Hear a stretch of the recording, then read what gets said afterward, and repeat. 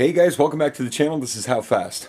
If you follow me on some of the other social media platforms, you probably might have heard me say that there's some big news coming, and today's the day. There's a couple of things I wanted to get done. Yesterday was my birthday. I do want to go spend some time with my family, which I'm going to do in a couple hours. But before I go, I want to do a couple of things, and one of them being that big surprise. First things first though, I want to put the fuel pump on Dudgy, and there has been quite a bit of a sound coming from the rear wheel that we did the wheel bearing on a couple months ago on Hildy there. Suddenly there's a squeak that's appeared yesterday, and I want to figure out where that's coming from. So we're going to do a little investigation on her, and we'll probably take Judy out to go see my parents while we try and suss out what's happening with Hildy. So the fuel pump. If you remember last week, we talked about our new fuel pump and ring gear and intake that we just picked up. So we have this Fuel Lab fuel pump rated up to 1,000 horsepower. Should do the trick, at least for now, at least to get him started, and then if we need something in addition to this after, we can always get it. But we need to figure out where to put this thing on the car. So I'm going to open up the back here, pull the couple panels off, and we'll look around and see what makes sense.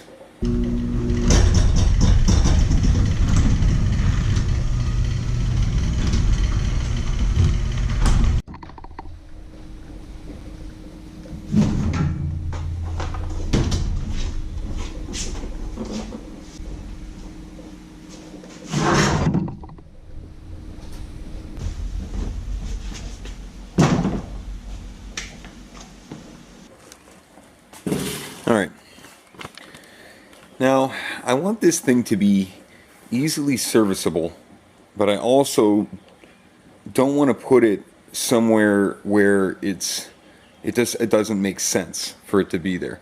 So what I mean by that is, I feel like I would want to put it down in here, in this void right here, but this fuel cell we have, it lets out on the bottom here.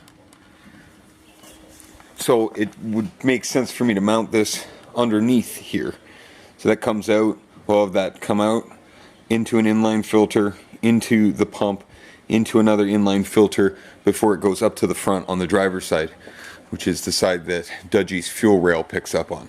So this thing, I'm thinking, makes sense to run it inline this direction, but from underneath, mounted underneath of this piece here, outside, down here.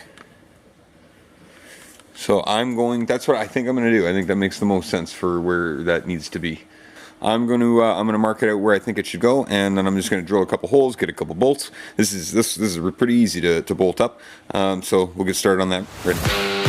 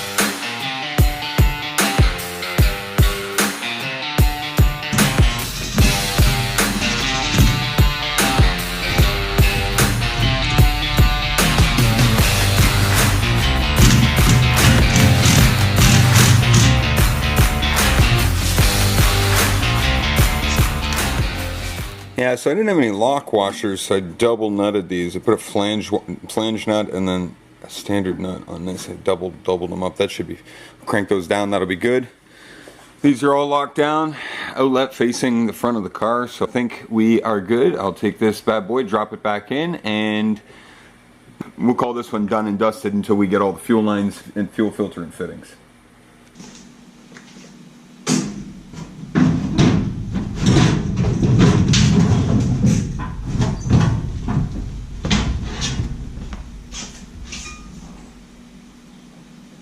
Okay, now that the fuel pump's in, that was pretty easy. I'm gonna get the keys and show you if I can. I might be able to show you the sound that I'm hearing with Hildy. But before I do that, let's talk about that surprise. So about a month ago, I put a post out on Instagram about big things happening over here at HowFast. Good news, we have a tool sponsor, a company named Olsa Tools. We've paired up, and I'm going to be looking at some of their tools and using some of their tools, reviewing them for you guys while we work on the cars with them, and they're going to help out our channel. And a great opportunity for both of us, and I really look forward to working with them. So let's talk about a couple of the tools that they've sent us to use. First things first, we got a 1/2-inch drive 90 tooth swivel head ratchet. Now I've yet to have an opportunity to use this, but we are going to get an opportunity here very soon, working on Dudgy, and you can see this has 270 degrees of pivot, and it's definitely, like, everything on it feels very stout. Like, all the clicks are very solid, doesn't feel flimsy. You don't feel that, like, play in between, in any of the action between the teeth. So it feels like a very solid tool, and we're going to put this one to use on Dudgy here in the near future. But the one I think we're actually going to use on Hildy today is this 12-piece metric 100-tooth ratcheting wrench set. Now, this is perfect for me. I love hand tools, and obviously you guys know I work with a lot of hand tools instead, as opposed to like power tools, which I do love power tools, and you know, they do make jobs easy, but sometimes you can't get a power tool in where you can get a hand tool in, and sometimes when you can only get a wrench in there, it is so nice to be able to have a ratcheting end on it. So I'm going to put these, are all metric, and of course, you know, Hildy, being German, is all metric.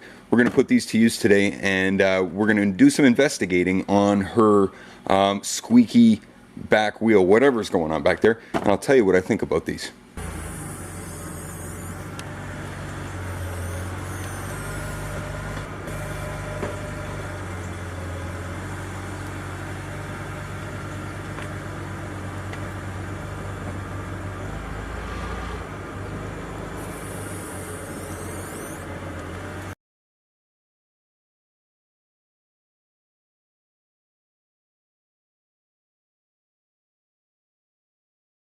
Okay, I'll be honest, I was kind of hoping that I was going to find something loose down here, but nothing. I mean, it all looks like it's tight and in the right spot. I don't know what could be possibly making that weird squeaking kind of noise.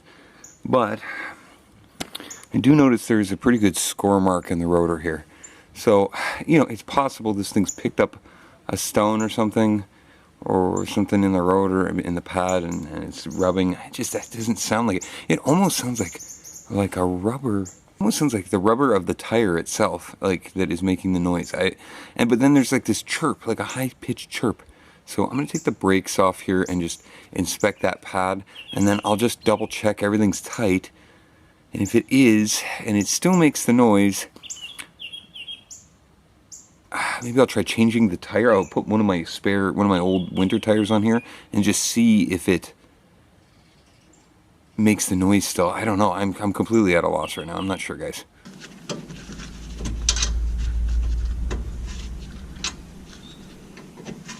As often as I have to do this, you'd think I'd get the ratchet adapter for this, but still don't have it. Olsa, if you're listening.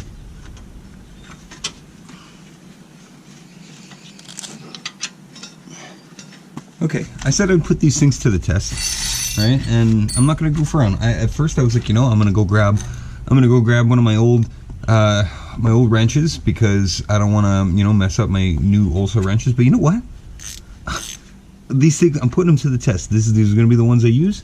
We're going to see how they work. So this is what I would do in this instance if we had any other ones. So we got to put them to the test. Yeah, well, yeah, that worked nice. As expected.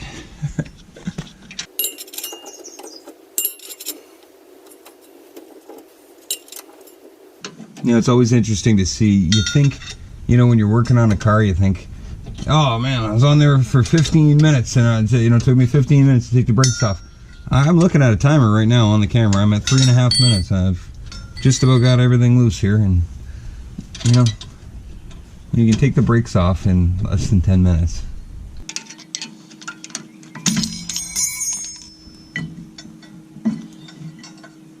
There it is. Did you guys see that? That just fell out of there. Flattened on one side.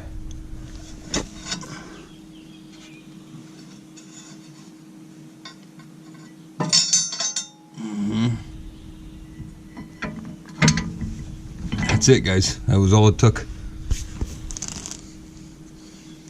I mean, I assume that was what the noise was.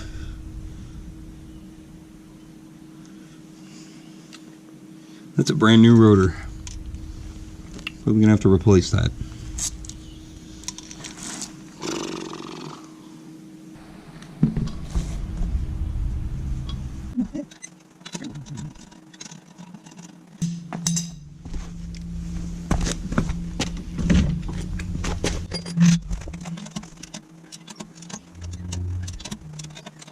Okay, wheels back on.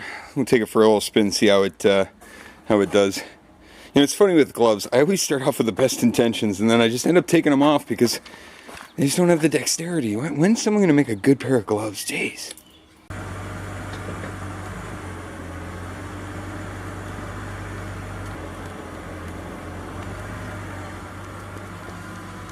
All fixed. That's a relief. Held these all back up and going good. Judy's been running really well. Next week here, I'm going to be taking the top off and we're going to be getting her ready for some paint. So we got our new fuel pump in, and I've not totally settled on the position of it, admittedly. I'm going to take a look at that again once we get our AN fittings in and make sure everything works well, because it's, I mean, what did that take me? 10 minutes to put in? So if I got to move it to make it a little bit better, maybe we might do that. But guys, I did want to give a big shout out to Olsa Tools. Thank you guys so much for supporting the channel, and I want to encourage you guys to go check out Olsa Tools. They got an American website, they also have a Canadian website, and as a tool company, they do a bunch of their testing in some of the heavy equipment fields out in Alberta, in Canada here. So again, big shout out to Olsa Tools. Thank you guys for jumping on board with us, and we're going to be talking more about Olsa Tools and some of their tools and some of the organizers that they have available to you guys. So if you're interested, I have a link, 10% off. I'll put it in the description down below. I do encourage you guys to go down there and check out what they got. Okay guys, that time of the week again, time for some How Fast trivia. Last week's question, I let you guys look it up.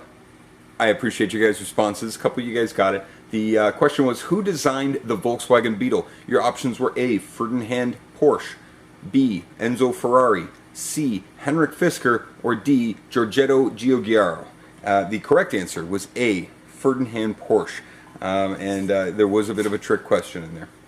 So this week's question, another hard one. Some of you who are into American pop culture and 1980s and 90s car shows, you might get this one. So I encourage you guys, if you're big fans of this show and you know the answer, if you got to look it up, please put a response down below. The question for How Fast Trivia this week is, who was the original voice of KITT in Knight Rider? Was it A, William Daniels, B, David Hasselhoff, C, Robin Williams, or D, William Shatner? I look forward to hearing you guys' comments and questions. Don't forget to stop by Instagram, how__fast, or you can stop by howfast.ca, pick yourself up a t-shirt or a sticker or a magnet and help support the build. I appreciate you guys watching. I will catch up with you next time. Find out how fast we can make this car go.